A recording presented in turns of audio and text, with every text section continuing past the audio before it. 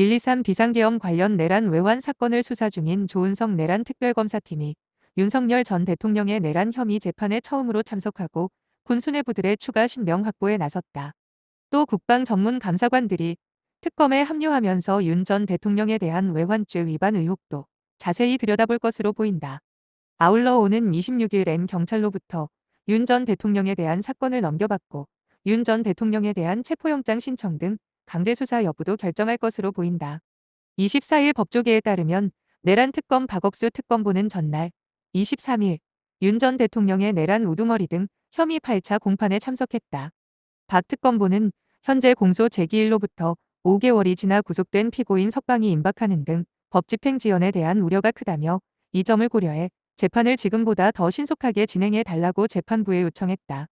아울러 그동안 123 비상계엄, 특별수사본부 등이 수사 과정에서 확보했던 증거자료와 이후 특검 수사 과정에서 확보될 증거들을 토대로 국민 관심이 집중된 이 사건의 실체를 낱낱이 규명해 나갈 예정이라고 강조했다.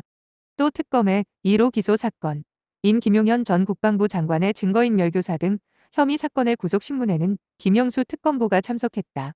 다만 김 전 장관 측의 반발로 재판부는 구속신문을 구속 만기 석방 하루 전인 25일로 연기했다.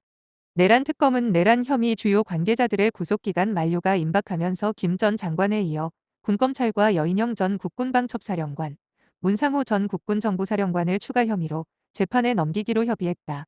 구속기한 만료로 계엄군 지휘관들이 줄줄이 풀려나는 것을 사전에 차단하고 내란 특검의 내란 외환 수사를 차질 없이 이행하기 위한 포석으로 풀이된다.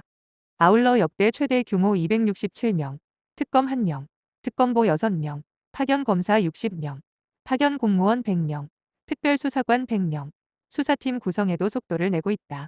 전날엔 역대 특검팀 가운데 최초로 감사원 감사관 3명이 합류했다. 이들은 국방 전문으로 윤 전 대통령의 외환죄 수사에 나설 것으로 보인다. 앞서 검경과 고위공직자범죄수사처, 공수처 등은 윤 전 대통령의 내란, 직권남용 혐의로 수사를 진행해 윤 전 대통령을 재판에 넘겼지만 외환 의혹은 기존 수사에서 구체적으로 다루지 않았다. 외환 의혹은 무인기 평양 침투 등의 방법으로 북한의 공격을 유도해 전쟁 또는 무력 충돌을 야기하고 이를 통해 비상계엄 선포를 하려 했다는 의혹으로 불법 계엄 기획자로 지목되는 노상원 전 정보사령관의 수첩에 등장하는 북방한 개선, N에서 북공격 유도 등 문구와도 연결된다. 조 특검은 윤 전 대통령의 계엄 동기와 계엄 직전 국정 상황 인식에 대한 수사가 필요하다는 입장인 것으로 전해졌다.